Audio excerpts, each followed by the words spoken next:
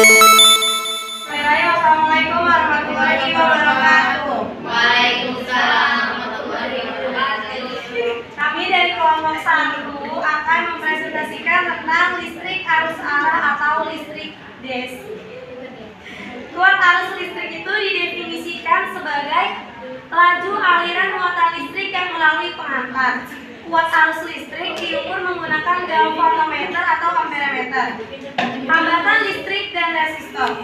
Hambatan listrik adalah daya hambat suatu zat atau benda terhadap arus listrik. Jadi di sini ada tegangannya itu berupa baterai dan hambatannya itu lampu.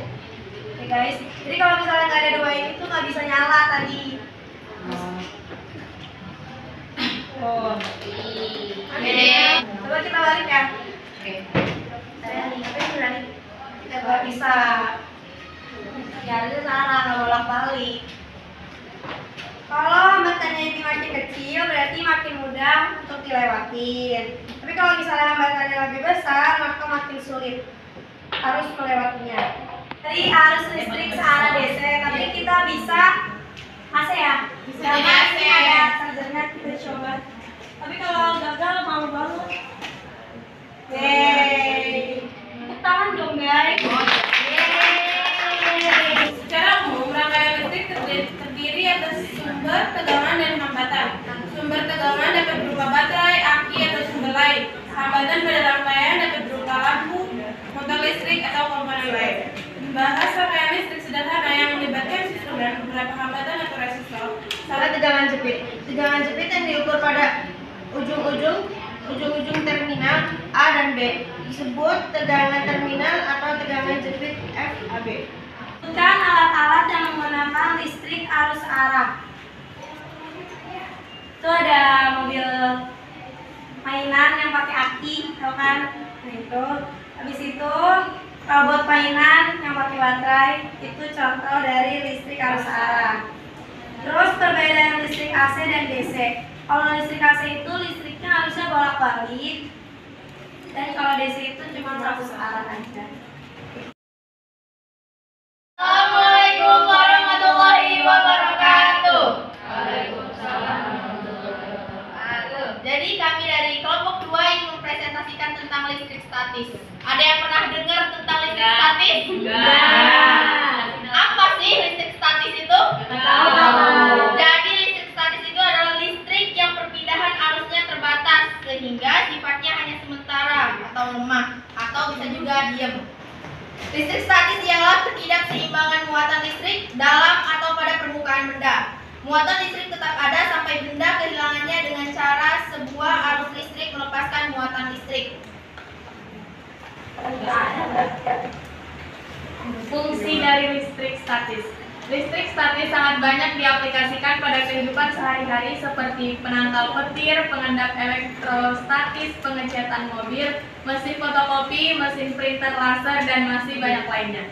Contoh dari penerapan listrik statis, di sini kita menggunakan sampul buku plastik dan ini ada kertas kecil-kecil yang udah dipotong. Coba, silakan. Kita pakai yang dalamnya. Bisa diluangin. Ya. Nah, lumayan lah. kenapa kertas-kertas bisa keangkat? Ada yang tahu alasannya? Ya. Jadi, muatan listrik yang ada pada rambut berpindah ke penggaris sehingga muatan listrik yang ada di penggaris menjadi tidak stabil sehingga dapat menarik kertas-kertas kecil. Tapi kenapa bisa cepat stabil lagi? Langsung kertas-kertasnya turun lagi karena listrik langsung stabil, langsung netral lagi muatan listriknya. Terus untuk pertanyaan yang kedua, Ada berapa macam muatan listrik? Bagaimana interaksi antara dua muatan yang sejenis atau berlawan jenis? Listrik terdiri dari dua jenis muatan, yaitu positif dan negatif. Muatan sejenis akan tolak menolak, sedangkan muatan tidak sejenis akan tarik menarik. apakah ada pertanyaan? Ada. Baik, kami akhiri presentasi kami. Sekian dari kami. Wassalamualaikum warahmatullahi wabarakatuh. Assalamualaikum warahmatullahi wabarakatuh. Waalaikumsalam warahmatullahi wabarakatuh. Oke, Kami dari kelompok 6 akan mempresentasikan mengenai bab medan magnet. Kemagnetan dan kutub magnet. Magnet selalu memiliki dua kutub, yaitu kutub utara U dan kutub selatan S. Pada interaksi dua magnet, kutub senama saling tolak menolak. Kutub-kutub yang tidak senama saling tarik menarik. Untuk kutub magnet juga dapat menarik benda-benda yang mengandung besi meskipun bukan magnet. Adanya interaksi magnet merupakan petunjuk adanya medan magnetik di sekitar magnet. Jadi di sini kita punya serbuk magnet yang udah ditaruh di atas kertas kosong. Di bawahnya udah kita taruh magnet. Di sini ada kutub selatan dan kutub utaranya. Ketika serbuk magnet ini disimpan di atas, di bawah, di atas magnet yang sudah ada kutub utara selatan ya. Kutub selatan akan membuat serbuk magnet ini menjadi masuk ke dalam. Sedangkan kutub utara akan membuat serbuk magnet ini keluar dari pergumpalan serbuk magnet yang ada. Sebutkan alat-alat yang menggunakan magnet dan sebutkan manfaatnya. Nah, pertama ada kulkas. Magnet berfungsi untuk melengketkan benda. Magnet dijumpai di sekitar pintu kulkas dengan tujuan agar pintu tertutup dengan rapat. Yang kedua itu ada kompas. Tujuannya untuk menunjukkan arah mata angin. Kompas ini bisa bergerak karena adanya magnet. Terus yang ketiga itu mobil. Energi dari mobil akan memutar kumparan magnet yang menempel pada poros roda sehingga roda mobil pun ikut bergerak. Bagaimana sih cara membuat magnet? Nah, cara yang pertama ada cara penggosokan, yaitu menggosok magnet tetap pada besi atau baja.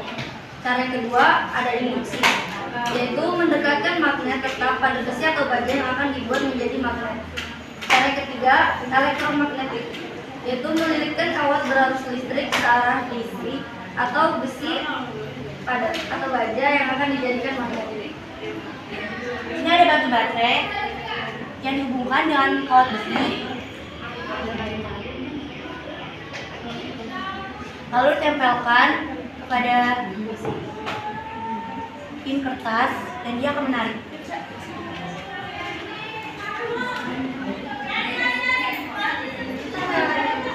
Hal ini disebabkan karena adanya energi yang disalurkan melalui batu baterai tersebut. Energi itu mengalir ke kawat yang ada di sini, kemudian menghasilkan energi magnetik. Sekian dari kelompok kami. Kurang lebih mohon maaf. Wassalamualaikum warahmatullahi wabarakatuh. Waalaikumsalam warahmatullahi wabarakatuh. Assalamualaikum warahmatullahi wabarakatuh. Waalaikumsalam warahmatullahi wabarakatuh. Kita dari kelompok 4, saya Firda, saya Maulis, Saya Fatimah. kita akan membawakan subbab dari pelajaran fisika ini, yaitu induksi elektromagnetik. Sebelumnya, kalian nggak tahu belum apa itu induksi elektromagnetik? Jadi akan saya sedikit jelaskan induksi secara singkat. Induksi merupakan perubahan medan magnet yang akan mengakibatkan sebuah arus listrik. Induksi elektromagnetik dapat dijelaskan menggunakan hukum Faraday dan hukum Lenz. Hukum Faraday, hukum yang mencoba untuk menyelidiki hubungan antara gaya gerak listrik, industri yang timbul antara ujung-ujung penghantar dan laju flux magnetis. Dan hukum Lenz menjelaskan tentang arah arus induksi yang mengalir jalan yang dihubungkan dengan GPL induksi selama perubahan flux terjadi. Hukum Lenz menyatakan bahwa arah arus induksi adalah sesuatu yang lupa sehingga menentang penyebab atau efek itu. Mungkin alat-alat apa saja yang memanfaatkan induksi elektromagnetik? Contohnya adalah kipas angin, komputer, mesin cuci, bor listrik, kartu ATM, dan lain-lain. Guys, sekarang udah tahu belum apa ini alatnya? Belum. Ini dinamo, ini adaptor. Kalau dinamo ini sebuah rangkaian listrik itu ada kumparan-kumparan listrik yang mengakibatkan medan magnet. Nah, dengan adanya medan magnet menghasilkan listrik. Listriknya itu adalah DC. DC itu arus arah. Kalau AC itu arus berarah. Sekian dari kami. Wassalamualaikum warahmatullahi wabarakatuh.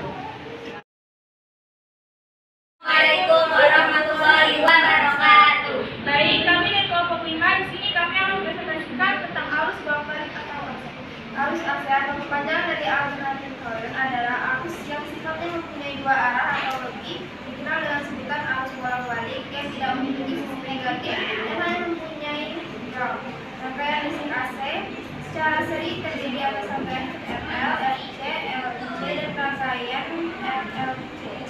Arus AC biasanya digunakan untuk tegangan listrik PLN sebesar misalnya 220 volt 50 Hz. Ini adalah tegangan standar di Indonesia. Arus AC ini biasanya didapat dari generator listrik, di mana generator listrik ini dapat dioperasikan melalui beberapa cara dengan gerakannya seperti PLTU dan PLTU. Arus AC juga dapat juga menjadi arus DC dengan memakai trafo. Trafo sendiri yaitu perangkat statis yang mentransfer energi listrik dari suatu rangkaian ke rangkaian lain melalui proses induksi elektromagnetik. Kita akan praktekkan cara penggunaan dari arus bolak-balik atau AC. Di sini kita menggunakan colokan dan alat ukur listrik. Colokan sendiri merupakan salah satu contoh penggunaan pada arus bolak-balik atau AC karena dia memiliki kutub positif dan kutub negatif. Dan kita akan mencoba untuk mengukur alat listrik dengan cara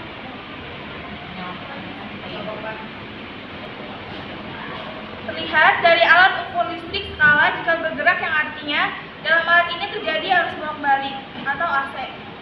Sebutkan alat-alat yang menggunakan listrik bolak-balik atau AC.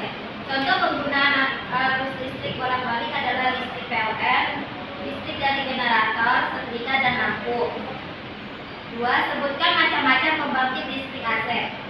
Pembangkit listrik tenaga uap PL atau PLTU, pembangkit listrik tenaga nuklir atau PLTN, pembangkit listrik tenaga surya atau PLTS, pembangkit listrik tenaga air atau PLTA, pembangkit listrik panas bumi atau PLTP, dan pembangkit listrik tenaga biomasa PLTB.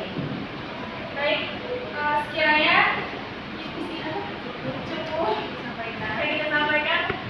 Mohon maaf apabila ada kesalahan kata, baik sengaja maupun tidak sengaja. Wassalamualaikum warahmatullahi wabarakatuh. Waalaikumsalam. Assalamualaikum warahmatullahi wabarakatuh. Kami dari kelompok 6 ingin mempresentasikan radiasi elektromagnetik dan aplikasinya. Gelombang elektromagnetik merupakan salah satu temuan yang paling berpengaruh dalam sejarah teknologi. Menjadi dua, yaitu gelombang mekanik yang memerlukan medium perambatan dan gelombang elektromagnetik yang merambat tanpa memerlukan medium. Cahaya matahari yang setiap hari menyinari bumi merupakan gelombang elektromagnetik. Kelompok gelombang yang elektromagnetik tersebut membentuk spektrum elektromagnetik. Dari terendah ke tertinggi adalah radio, gelombang mikro, inframerah, cahaya tangkap, ultraviolet, sinar X, dan yang terakhir adalah sinar gamma. Lalu dampak radiasi elektromagnetik bagi kehidupan. Radiasi elektromagnetik terdapat di mana-mana, tetapi tidak bisa dilihat dengan mata telanjang. Dampak radiasi pada kehidupan dianggap potensi bahaya dari medan elektromagnetik. Itu bisa menyebabkan leukemia pada anak. Lalu penyakit Alzheimer, penurunan kadar metabolik, kanker dan kanker otak. Sinar ultraviolet yang ini bisa menyebabkan dapat merusak kulit, membakar kulit, dan meningkatkan risiko kanker pada kulit. Dan sinar X, penggunaan sinar X ini sebaiknya dihindari karena penggunaan sinar X bisa menyebabkan pada janin meningkatkan risiko kanker hingga 40%, risiko pertumbuhan tumor hingga 50%, dan risiko